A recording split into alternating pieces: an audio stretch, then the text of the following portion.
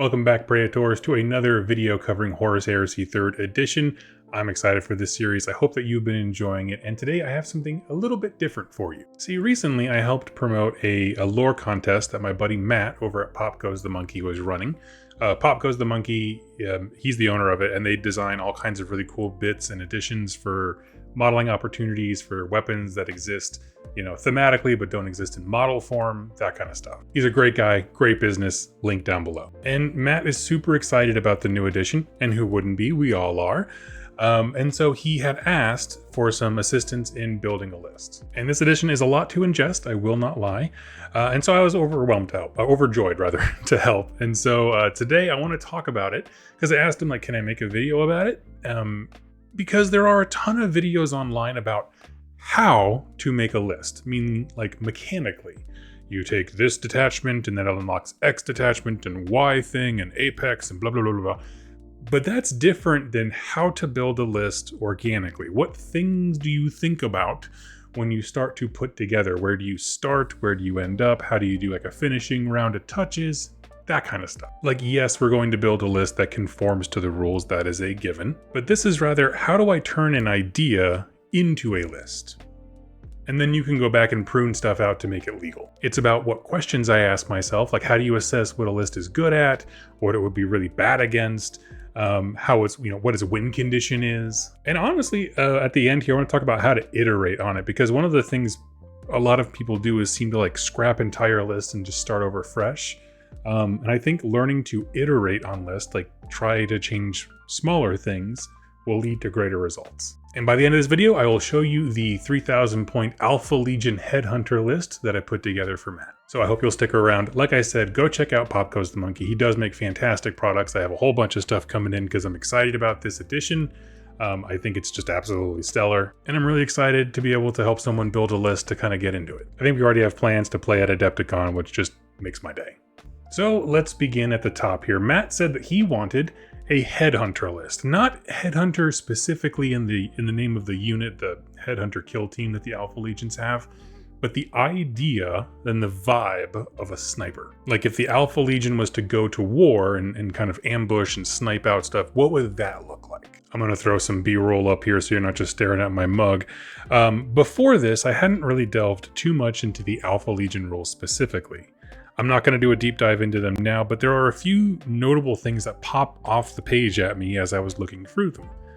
One of them is that they have a unique command choice, which I think is always interesting because I think it's a very thematic idea. And they also have several notable elite choices and a detachment that lets you take 2 recon and 2 elite choices. Now in that detachment, those elites have to be headhunters or seekers. And so at this point, I think it's good to just step out and think conceptually for a moment.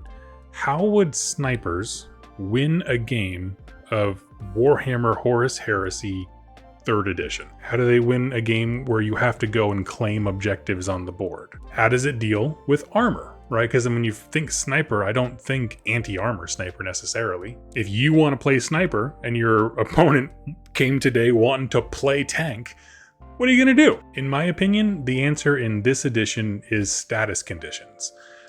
Status conditions were a new thing brought into the game with 3rd edition, and notably, a unit cannot contest or claim an objective if they have a status condition.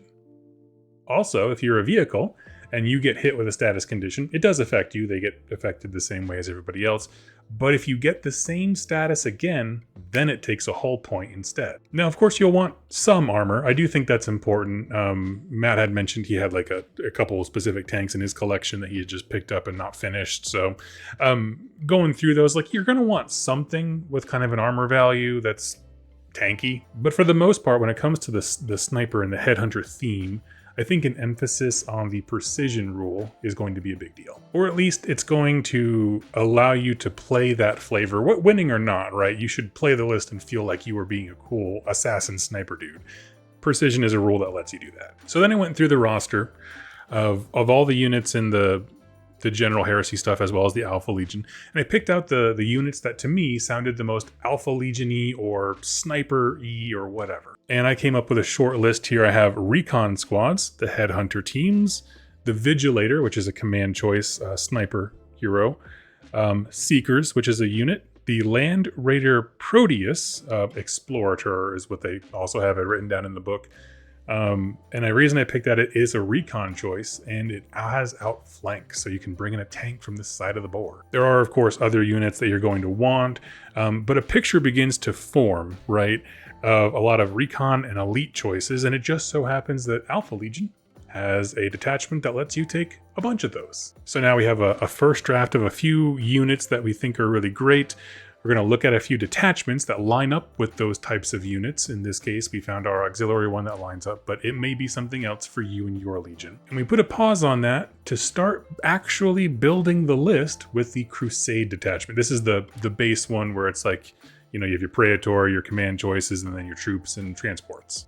Now, Matt told me that his favorite character among the Alpha Legion is a character known as Ingo Peck, who is a prominent feature in the Horus Heresy books. I think he's like all the way up until the end of the Heresy. Like, he's a very ongoing character.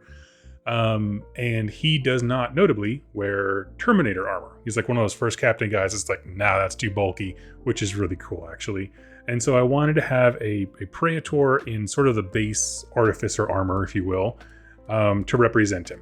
So I'm already choosing, you know, data entries or whatever based upon characters form. Now, I tend to not focus too much on how I fill out the command slots on my first pass at list building, because I don't know how many detachments I'll need, so that'll tell me if I need a Centurion or not and what the rules are going to be. So I don't normally go into that. However, there are two command choices here that really do warrant a discussion if we're building a themed list. There's the Vigilator, who I mentioned before, who is like the premier sniper hero. That's his pose, his theme, his vibe.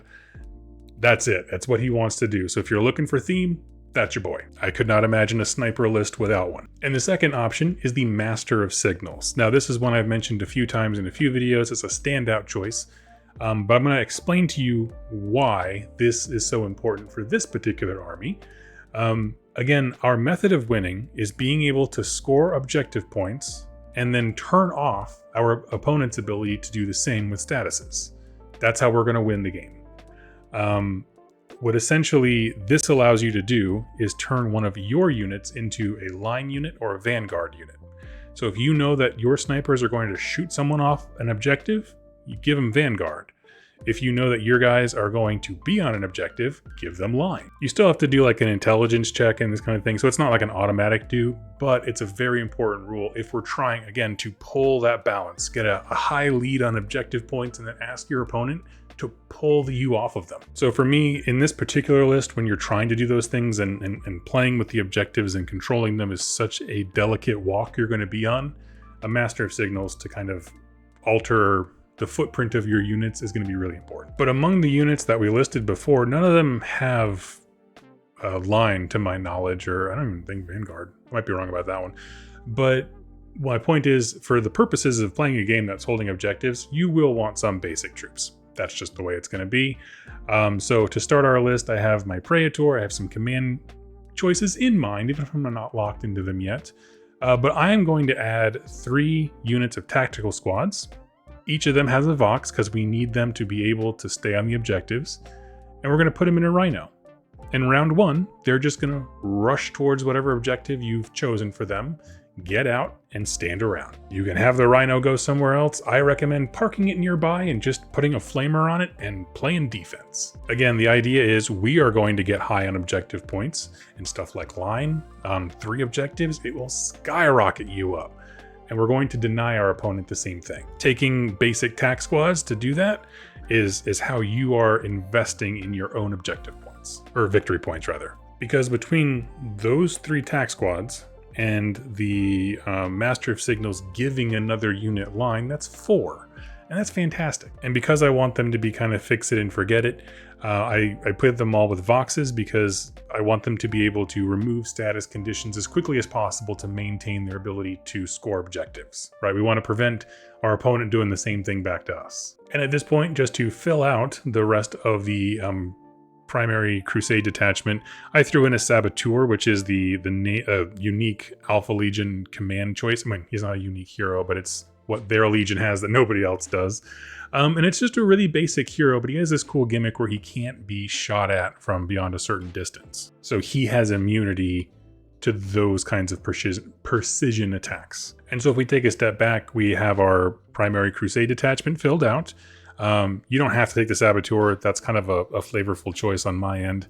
But what we have is a bunch of great heroes that are going to help us in scoring, do the thing the list wants to do with the Vigilator and the Sniper and all that kind of stuff, as well as a solid base of line. I mean, line, the special rule, like I said, you have 3 units, as well as a hero that can give anyone else line. From here, like, all of that ensures that we can get points, right? Like that's quote unquote the point. It makes sure that we can score points. So I want the rest of the list, all these auxiliary things that we're about to add in, their job is to stop the opponent from scoring points, as well as be thematic as possible. A lot of our sniper-ish units that we picked out, like I said, fall into recon or elite choices, and the Alpha Legion detachment lets you take 2 of each of those with some restrictions, but that's one that we can really dive into. I started with a simple pairing, I guess we can say, and that's going to be 2 units of Headhunters, which are your elites, and 2 of the Land Raider Proteus Explorators, however you want to say it. Now they come as a base of 5 men, but you can load up the Land Raider up to 10 people in there. It has a transport capacity. You may add your Praetor to one of those units if you wanted to. You don't have to. And 1 in 5 can have a Heavy Bolter. Now, why is a Heavy Bolter important? Because they have the rule Precision 6-up built into their actual unit, not the weapon that they use. Meaning, no matter what they are firing, if you hit them on a 6, you get to allocate the wounds. At the end, I'm going to bring up what to do with precision a little bit more, but in synopsis, you have 2 vehicle things, because again, snipers lack the ability to deal with armor, so the Land Raiders to me are both point sink and ways to bring lots of las cannons to be able to help you start to deal with armor. And then you have 2 unique troops in there, or not unique, the keyword, but like faction-specific troops in there that are very thematic, flavorful, and they can be devastating. 2 of each of those units is a full detachment, and I typically save prime advantages for last, because then I'll know what I'll need for like logistical benefit or whatever, but we'll move on from there. That's one pairing that is just awesome to me. Next, I went and added another Alpha Legion detachment to my list, and this time because I knew that I wanted Seekers. Like, that is very important. So I grabbed 2 units of Recon Marines. Those are my Recon choices. And I loaded them all up with Nemesis bolt rifles. Those are, I believe, the names of the sniper style rifles. So we have 2 units of snipers there. And in the others, for the elites, I put Seekers. And Seekers, as I've talked about in a few videos now, are really good because they can apply a bunch of different statuses depending on what would be the most optimal at the moment. So as far as units that can actively turn off what the opponent wants to do in capturing objectives, Seekers are very important. I upgraded everybody with Voxes since they're going to be operating independently, and that left me with about 500 points. And this is where I went back and added the Saboteur and 2 Sicaran Venators to add some anti-vehicle stuff to our list. Now, as far as how this list is supposed to operate, you're going to have your troops inside of, your tactical Marines inside of your Rhinos that are surrounded by your tanks, anti-vehicle stuff, your Venators. And then because they have Infiltrate, they can deploy outside of your deployment zone. The Seekers and the Recon Marines are going to be across the board on objectives, whatever you deem to be the most important. Make sure to deploy them out of sight just in case your opponent steals initiative or they're going first. They can't just shoot you off the board. But you can set up your snipers all over the place, and then when it is your first turn, your Rhinos are going to rush toward the objectives, try to claim them, so that way you're getting your line, victory points up, and your Master Signals, whatever unit that was left alive that is near an objective, give them line 1. So now you're scoring as many points as you can. I think from there on, the idea is your Venators are going to go attack their vehicles. That's the priority for them.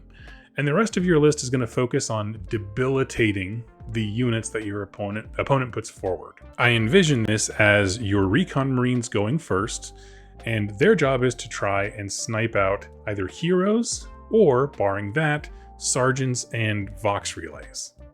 Vox relays are, I think, a really important thing to target because they will allow your opponent to take basically a status removal check at the start of their turn, and we want to keep that unit useless as long as possible. So, the priority of which one to shoot at first might vary depending on what kind of hero is attached, or what kind of unit it is, what armor they're in. All that kind of stuff is amorphous to me. But focusing on, if they have a hero attached, and then if you get rid of the sergeant, they're testing against a worse stat line. And if you get rid of the Vox thing, then they're taking fewer tests to remove that status. That is the priority of the Recon Marines, with their Nemesis bolt rifles and the Vigilator and anything else that you can get precision on, really. I think I forgot to mention I added Exodus somewhere in the list later on because it's just it's a sniper hero in the elite slot. But then the next thing to go is going to be your Seekers. The Seekers are going to use whatever ammunition type is going to help them get that unit a status condition. That's going to look different for different legions because some have resistances to certain negative modifiers, things like that, or they can resist certain statuses better. It's going to look different, but they can do, panic breaching and suppression 2. And they naturally have precision on a 4-up with their gun. And so you could have them either snipe out character models with breaching 4-up. You could have them try to go for, again, the Voxes and stuff like that. Just a lot of things you can do. But by the end of the round, you either want that unit to have suffered 25% casualties so that they're taking tests now already, and ideally have a status condition applied. In future rounds, your Land Raider Proteus Explorators are going to come into the sides over the course of the few turns, but this allows you to deploy them in a reactionary manner. That's what I'm trying to say. So as your opponent is pushing forward, you are coming in and filling in some of the gaps behind them to make the board more dangerous. You're pulling them in more directions. Your snipers are pounding their leaderships and hopefully disarming them from capturing objectives. And the idea is your stuff, because you have a bunch of small units, they might not last very long, especially against like a lot of blast weapons or stuff like that. But the idea is to get so high on VP that your opponent has to really work hard to crawl back. And I like this list for a few reasons. One, it has a clear theme. We're going for sniper headhunters. That's hard to miss, okay? But the other one is that it has a clear weakness. It's not going to feel as suffocating as a list where there's just nothing is bad, right? Those feel bad games you get where it's like there's nothing I could have done to win because this person power gamed these combinations. I don't feel like it's that way. It's simply a matter of leadership tests and being able to deal with snipers. It has a weakness. The weakness is armor. And so I hope this has demonstrated kind of my thought process as I go through list building, at least in a thematic sense. But if you're someone who likes to have things listed out, I did write them down here. Decide on the theme of your army. How does it go to war? Not like what legion is it? That's what I mean by theme. Read the levers and find units that kind of fill in that description. Build your crusade detachment to make sure you have some line troops. Begin selecting and filling out auxiliary detachments with the units you've already decided fill into this theme or ability or whatever. And at the end, leave like 100 points for a second pass so you can do upgrades, add Voxes or whatever. And the last step is to iterate upon this, which is what we're going to talk about now, because I showed this list to Matt and I was super nervous. I was like, I haven't personally gamed with Matt. I'm like, I hope he doesn't think that this is like pillow-fisted or, sounds lame, or I totally missed the point on what he means. But he was super happy with it with one edit. And so I wanted to roll that into this video in terms of how do we iterate upon a list. Matt wasn't a super fan of the double Sakaran Venators, which is understandable. But he also already owns a Kratos. And he was like, is there any way to switch those things out? Like, I don't know if they'd be equivalent. And I was explaining, well, the Sakaran Venators are only there as anti-tank. And they clock in at like, I think 170 or something like that, or maybe 190. And the Kratos costs double that and is double the gun. And so I said, as long as we kit the Kratos out to do the same job of just being anti-vehicle, yeah, absolutely. And so I wanted to kind of share that because it doesn't change a lot of the list fundamentally. But the reason I wanted to do that change instead of anything else is because when you're iterating upon a list, start small. right? Instead of starting from scratch, we already established that we have enough line. We already established that we have, you know, the Recon Marines and the elite choices to cripple our opponent's units. You don't need to start from scratch every single time. And really what this is find what you don't like, whether it's, in this case, he just didn't want the models and already had one. But if it's like, hey, my rocket launcher teams aren't doing the anti-armor stuff that I need them to do, start looking elsewhere, but stick to a specific problem or model or whatever. Be very specific. Thinking like, what does this unit bring to my list? What is this unit doing? Is that important to the overall win condition that I have? Could I replace it with someone who does the same thing better to make the theme of the army function better? Or do I need someone else to fill a more pressing need? In this case, I didn't change the rest of the list because the rest of the list is snipers, and the Venators are irrelevant. They're there to fill a need. Anti-armor. Kratos does the same thing. As effectively? I don't know. The thing is made of gun. But the reason I really emphasize changing as little as possible is because that gives you more repetition with the rest of the units in your list, which also means that you forget less rules and you become a better player organically. Everything gets better the more you just keep using it, because you'll remember stuff more. Experience is cumulative, and so when you are really good at using snipers and you're like, I just need a little bit more anti-armor, well, then you can drop the Kratos and reevaluate how you do anti-armor stuff. Now, at the very end here, I did do a few passes to kind of clean a few things up. And one of them is, it occurred to me I hadn't chosen my prime advantages yet. And this is why I wait till the end. Each recon slot in the Alpha Legion detachments are prime. And since I have room, I decided to add yet another unit of Seekers with the logistical benefit on a Land Raider. On the Vigilator, which is a command choice that has a prime advantage, I chose the Paragon of Battle to boost his ballistic skill, because snipers got a snipe. And then the rest of my units that they had a prime advantage for got combat veterans because I wanted to raise their mental stats. Remember, they're going to be out on their own, and they have Voxes, so now they're testing more against a better stat. I would choose differently if they were going to be going into melee, for example, but at this point I'm really afraid of status effects on my ranged units, so keeping them alive, in my opinion, is the priority. So I rambled on for way too long about this, but I wanted to kind of share my thought process as I was building the list, putting the details together. It's going to get much easier as list builders or digital list builders become more prevalent. I did all this with like my Excel doc, so it took a little while. That's why I had time to write notes about it.